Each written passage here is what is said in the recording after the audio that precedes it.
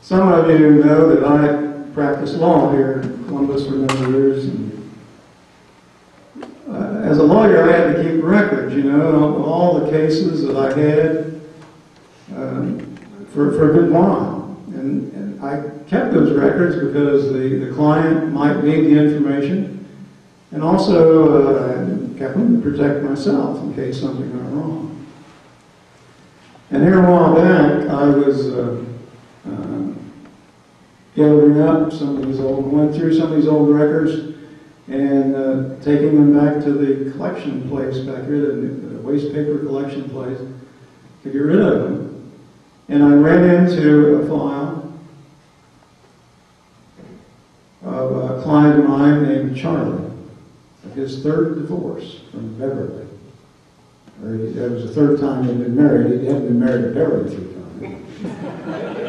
Anyway, Charlie was a long-distance truck driver. And being a long-distance truck driver is pretty tough because you're away from home a lot, and you're on the road a lot, you know, and if you're the driver, you're thinking about what your wife's doing back home, and she's thinking about what you're doing. And Charlie always used to say that he was always going 60 miles an hour and getting nowhere, you know. Anyway, I found this file, and I started thinking, you know, the divorce, I remember the divorce was over in Madison County. And Madison County at that time had an old courthouse with a flock of pigeons that flew around it, you know. And it's probably the same courthouse, but not the same pigeons there now. And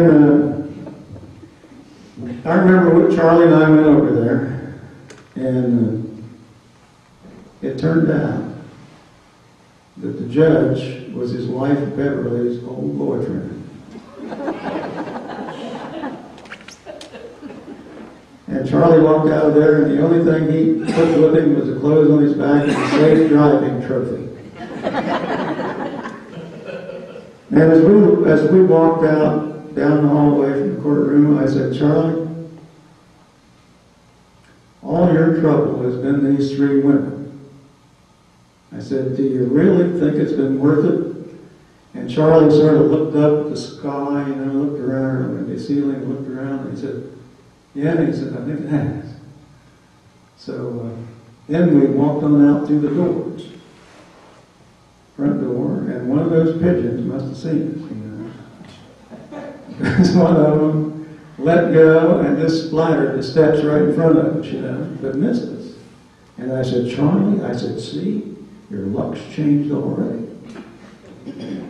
And Charlie's luck had changed. And as I was going through the file, I found a letter that Charlie had received not too long after he got that divorce. And I got it here with me, and I'm going to read it to you.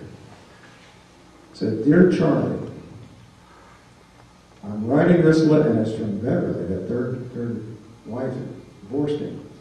I'm writing this letter to say that I now realize that our divorce was entirely my fault. I still love you.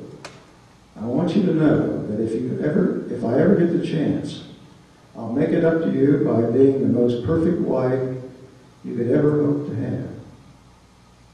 I finally realize how wonderful you are and how stupid I was to leave you. Signed, Beverly. P.S. Congratulations on winning the Ohio lottery.